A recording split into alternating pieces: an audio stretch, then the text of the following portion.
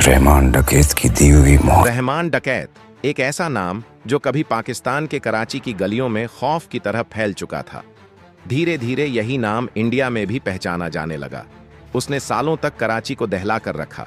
उसकी कहानी इतनी खौफनाक और अजीब है कि सुनने वाला भी सोचने पर मजबूर हो जाए, क्या कोई इंसान बचपन से ही इतना बेरहम हो सकता है? हकीकत ये थी कि रहमान डकैत का असली नाम रहमान बलोच था। उसका जन्म कराची के कुख्यात लेरी इलाके में हुआ था, जो उस दौर में अपराध और गैंगवार का गढ़ माना जाता था। हर गली पर किसी न किसी डॉन का दबदबा था और रहमान की परवरिश इसी माहौल में हुई। उसका बचपन बिल्कुल आम नहीं था। घर में गरीबी थी, लेकिन अपराध भरपूर था। उसका पिता पहले से ही क्राइम की दुनिया में था। स्मगलिंग और एक्सप्लोसिव डीलिंग से पैसा कमाता था। खिलौनों की जगह घर में बंदूक और चाकू थे। पिता पर कई केस चल रहे थे और पूरे इलाके में उसका खौफ था। इसी माहौल में पलते पलते रहमान के अंदर गुस्सा भरता गया। कहा जाता है कि सिर्फ 13 साल की उम्र में उसने पहली हत्या कर दी। पड़ोसी से हुए मामूली झगड़े में उसने चाकू उठा लिया और एक वार में उसकी जान ले ली। पुलिस आई, केस भी बना, लेकिन इलाके की ताकत ने मामला दबा दिया। उस दिन के बाद रहमान के अंदर का बच्चा खत्म हो गया। डर उसके लिए बेकार हो चुका था। यहीं से रहमान डकैत बनने का सफर शुरू हुआ। कुछ कहानियों में यह भी कहा जाता है कि इसी उम्र के आसपास उसने अपनी मां की भी हत्या कर दी थी। उसे शक था कि उसकी मां किसी दूसरे गैंग से मिली हुई है। बिना कुछ सोचे उसने कत्ल कर दिया और उसी दिन घर छोड़कर फरार हो गया। भागते भागते वह कराची के बड़े डॉन हाजी लालू तक पहुंचा, जिसे लेरी का सबसे ताकतवर गैंगस्टर माना जाता था। हाजी लालू के 2 बेटे थे, यासिर और अरशद पप्पू। हाजी लालू ने रहमान को पनाह दी, उसे ट्रेनिंग दी और अपने बेटों की तरह पाला। रहमान भी उसे बाप मानने लगा।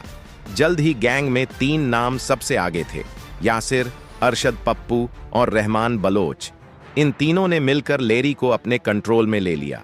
हथियारों का कारोबार, किडनैपिंग, जमीन कब्जाना, सब कुछ खुलेआम चल रहा था।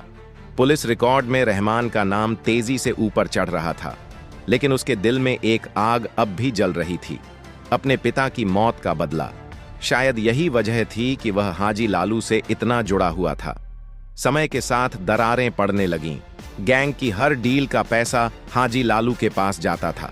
रहमान कई बार अपना हिस्सा वहीं छोड़ देता और कहता, जब जरूरत होगी तब ले लूंगा। लेकिन वो रकम बढ़ते बढ़ते करीब 1 करोड़ तक पहुंच गई। जब रहमान ने अपना पैसा मांगा तो हाजी लालू टालने लगा। पहले बहाने बने, फिर साजिश। उसने अपने पुलिस संपर्कों का इस्तेमाल किया और रहमान को ही फंसा दिया। जो रहमान सालों तक पुलिस की पकड़ से बाहर था, वो पहली बार जेल पहुंचा और यहीं से रहमान डकैत की जिंदगी एक नए खतरनाक मोड़ पर आ गई। लेकिन जेल ने ही उसे असली मायनों में रहमान डकैत बनाने की तैयारी शुरू कर दी थी। जेल के अंदर उसका गुस्सा लगातार उबल रहा था। उसने तय कर लिया था कि अब उसकी जिंदगी का सिर्फ एक ही मकसद है, बदला। वहीं जेल में उसने कुछ बेहद खतरनाक लोगों से पहचान बनाई और धीरे धीरे फरार होने की प्लानिंग शुरू कर दी। पैसों का लालच देकर एक जेल गार्ड को अपने साथ मिलाया गया और एक रात रहमान जेल से भाग निकला। जेल से बाहर निकलते ही उसका पहला निशाना था हाजी लालू। अब रहमान पूरी तरह बदल चुका था। चेहरे से मासूमियत गायब हो चुकी थी और उसकी नजर सिर्फ हाजी लालू और उसके बेटों पर टिकी थी। उसने सीधे हमला करने की बजाय पहले उनके करीबियों को निशाना बनाया, कारोबार को नुकसान पहुंचाया और आखिरकार अरशद पप्पू के एक रिश्तेदार को रास्ते में पकड़कर मार दिया। ये मामला पप्पू की बीवी से जुड़ा था। रहमान ने साफ संदेश भिजवाया, ये तो बस शुरुआत है। पूरा कराची दहल उठा। पुलिस बेबस थी। रहमान और अरशद पप्पू के बीच खुली जंग शुरू हो चुकी थी। पप्पू ने भी बदले की कसम खा ली। उसने रहमान के चाचा को पकड़कर फोन पर सुनाते हुए गोली मार दी। उस पल रहमान कुछ नहीं कर पाया, लेकिन उसी क्षण उसके अंदर एक और कसम पैदा हो गई, सबको खत्म करने की। इसके बाद कराची में गैंग वॉर छिड़ गई। रोज कत्ल, गोलियां और धमाके होने लगे। हालात बिगड़ते देख रहमान कराची छोड़कर बलूचिस्तान चला गया। वहां उसने नया नेटवर्क खड़ा किया, हथियार जुटाए और सही मौके का इंतजार करने लगा। उधर अरशद पप्पू ने रहमान के बचपन के दोस्त को, जिसे वह भाई मानता था, बेरहमी से मरवा दिया। रहमान टूट गया। उसने गिड़गिड़ा कर कहा, जो चाहिए ले लो, बस उसे छोड़ दो। लेकिन पप्पू नहीं माना। अब रहमान के अंदर सिर्फ बदले की आग बची थी। इसी दौरान उसने अरशद पप्पू के छोटे बेटे को अपने पास रख लिया, उसी तरह जैसे कभी हाजी लालू ने उसे पाला था। उस बच्चे का नाम था उजैर बलोच, जो आगे चलकर कराची की क्राइम दुनिया का बड़ा नाम बनने वाला था। कुछ समय बाद रहमान बलूचिस्तान से अपने लोगों के साथ फिर कराची लौटा और लेरी इलाके पर दोबारा कब्जा कर लिया। अब कानून नहीं, रहमान का नाम चलता था। पुलिस भी उसके खिलाफ खुलकर बोलने से डरती थी। सबसे अहम बात यह थी कि अब उसे सियासत का सहारा मिल चुका था, पाकिस्तान की एक बड़ी राजनीतिक पार्टी का समर्थन। इस सपोर्ट के बाद रहमान सिर्फ गैंगस्टर नहीं रहा, बल्कि सत्ता की ताकत का हिस्सा बन गया। उसकी पकड़ इतनी मजबूत हो गई कि कराची में चुनावी फैसलों तक में उसका असर दिखने लगा। अपने इलाके में वह गरीबों की मदद करता, इलाज और शादियों का खर्च उठाता और लोगों की नजरों में एक तरह का मसीहा बन गया। लेकिन यही ताकत और लोकप्रियता आगे चलकर उसकी सबसे बड़ी मुसीबत बनने वाली थी। यहीं से रहमान डकैत की जिंदगी का अगला बड़ा मोड़ शुरू हुआ। अब मैदान में उतर चुका था पाकिस्तान का सबसे खतरनाक पुलिस अफसर एसएसपी चौधरी असलम। उसने रहमान जैसे लोगों से निपटने की कसम खा रखी थी। उसकी नजर अब सिर्फ एक ही नाम पर थी, रहमान डकैत। यहीं से शुरू होने वाली थी वो जंग जो आगे चलकर पाकिस्तान की क्राइम हिस्ट्री में दर्ज होने वाली थी। चौधरी असलम कोई आम अफसर नहीं था। उसका नाम सुनते ही अपराधियों के पैर कांप जाते थे। न उसे मीडिया का डर था, न नेताओं का, और न ही सिस्टम के बड़े नामों का। जब उसे रहमान डकैत का केस मिला तो उसने इसे अपनी इज्जत का सवाल बना लिया। वह जानता था कि रहमान को पकड़ना आसान नहीं होगा।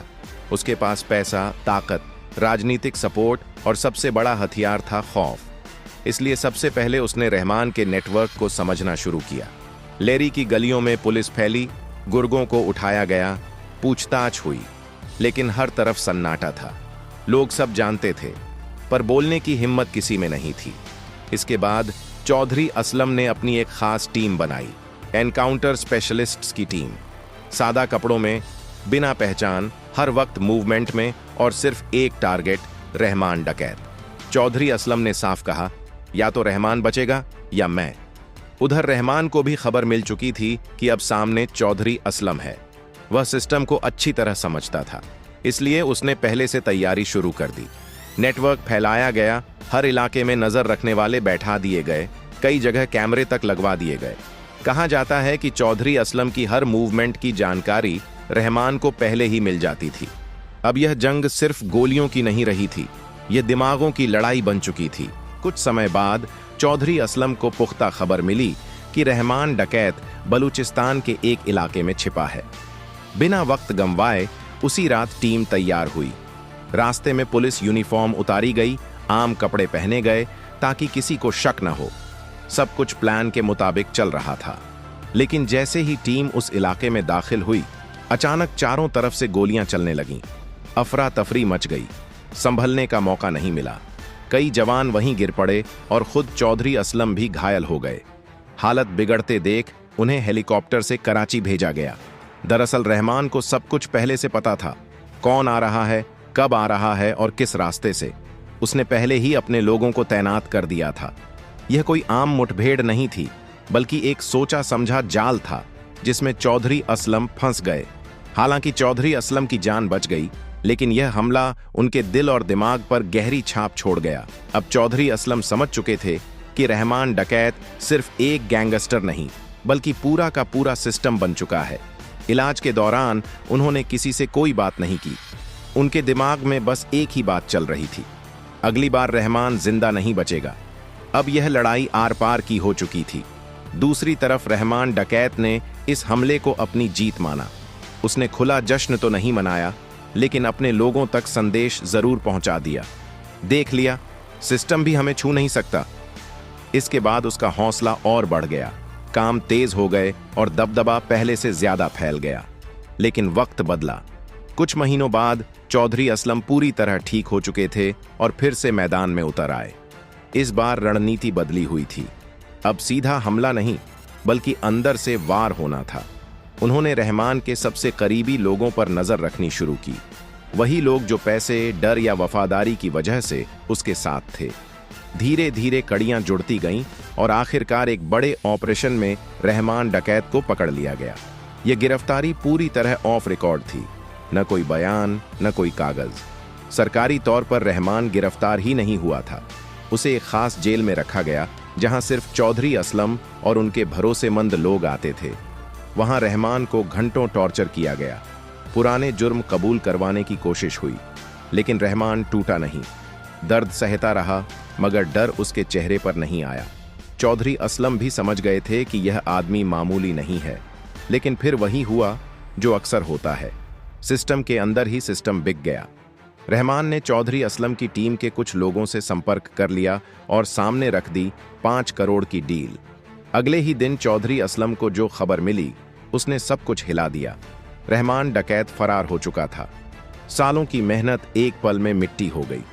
पूरे पाकिस्तान में चर्चा फैल गई कि रहमान एक बार फिर सिस्टम को चकमा देकर निकल गया। उसी पल चौधरी असलम ने तय कर लिया, अब अगली बार गिरफ्तारी नहीं होगी, अब सीधा अंत होगा। उधर रहमान फिर से कराची की गलियों में दिखने लगा, लेकिन इस बार वह पहले जैसा लापरवाह नहीं था। उसे भी समझ आ चुका था कि चौधरी असलम अब आखिरी दांव खेलने वाले हैं। दोनों तरफ साफ हो गया था, अब किसी को जिंदा छोड़ने का इरादा नहीं है। यह लड़ाई अब कानून और अपराध की नहीं रही थी, बल्कि दो जिद्दी लोगों की टक्कर बन चुकी थी। इसी दौरान रहमान को एहसास होने लगा कि उसका राजनीतिक सपोर्ट कमजोर पड़ रहा है। पीपल्स पार्टी के अंदर भी लोग उससे दूरी बनाने लगे थे। जो नेता कल तक उस पर निर्भर थे, अब उससे डरने लगे थे। उसका असर पार्टी से भी बड़ा दिखने लगा था, और यही बात सिस्टम को सबसे ज्यादा खटक रही थी। रहमान को संकेत मिलने लगे कि हालात बदल रहे हैं, लेकिन पीछे हटना उसके स्वभाव में नहीं था। इधर चौधरी असलम ने इस बार पूरी खामोशी के साथ तैयारी शुरू की। रहमान की हर हरकत पर नजर रखी जाने लगी, उसका उठना बैठना, मिलना जुलना, सब कुछ। इस बार ऑपरेशन की भनक न मीडिया को थी, न नेताओं को, और न ही पुलिस के बाकी हिस्सों को। अब खेल अपने आखिरी दौर में पहुंच चुका था। चौधरी असलम जानते थे कि अगर जरा सी भी खबर बाहर गई तो रहमान डकैत फिर बच निकलेगा। उस रात रहमान अपने इलाके में एक शादी समारोह में मौजूद था। उसके साथ उसके भरोसेमंद लोग थे। उसे जरा भी अंदाजा नहीं था कि यह उसकी जिंदगी की आखिरी रात हो सकती है। उसे अपने नेटवर्क पर पूरा भरोसा था, लेकिन इस बार सिस्टम पूरी खामोशी से चल रहा था। और फिर आया 9 अगस्त 2009। सुबह से ही लेरी इलाके में हलचल शुरू हो चुकी थी। अचानक खबर मिली कि रहमान अपने साथियों के साथ एक जगह से दूसरी जगह जा रहा है। यही वो मौका था जिसका चौधरी असलम को इंतजार था। तुरंत टीम एक्टिव हुई, रास्ते बंद किए गए और चारों तरफ से घेराबंदी शुरू कर दी गई। जैसे ही रहमान की गाड़ी एक तय जगह पर पहुंची, अचानक गोलियां चलने लगीं। रहमान और उसके लोग भी जवाबी फायरिंग करने लगे। पूरा इलाका गोलियों की आवाज से गूंज उठा। आम लोग घरों में दुबक गए। हर किसी को समझ आ गया था, आज कुछ बड़ा होने वाला है। कुछ देर तक दोनों तरफ से जमकर फायरिंग हुई। रहमान आखिरी सांस तक लड़ा। वह भागने वालों में से नहीं था। उसे पता था कि आज बच भी गया तो यह कहानी यहीं खत्म नहीं होगी। आखिरकार वही हुआ जिसकी आशंका थी। रहमान डकैत को कई गोलियां लगीं और वह सड़क पर गिर पड़ा। उसके साथ उसके कुछ साथी भी मारे गए। पुलिस ने पूरा इलाका सील कर दिया।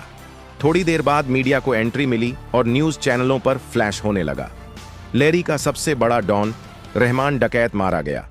सरकारी तौर पर इसे एनकाउंटर कहा गया, लेकिन सच जानने वाले जानते थे कि यह बदले की आग का आखिरी अध्याय था। चौधरी असलम ने ज्यादा कुछ नहीं कहा, बस इतना बोला कि अब कराची ने राहत की सांस ली है। रहमान की मौत के बाद लेरी में मातम छा गया। उसके समर्थक उसे हीरो मानते थे, गरीब लोग रो रहे थे। वहीं कई परिवारों ने सुकून महसूस किया, जिनकी जिंदगी उसके खौफ में बीती थी। कराची फिर 2 हिस्सों में बंट गया। कोई उसे डॉन कह रहा था, कोई मसीहा। लेकिन कहानी यहीं खत्म नहीं हुई। रहमान के बाद उसकी गद्दी संभाली उजैर बलोच ने, वही बच्चा जिसे रहमान ने अपने बेटे की तरह पाला था।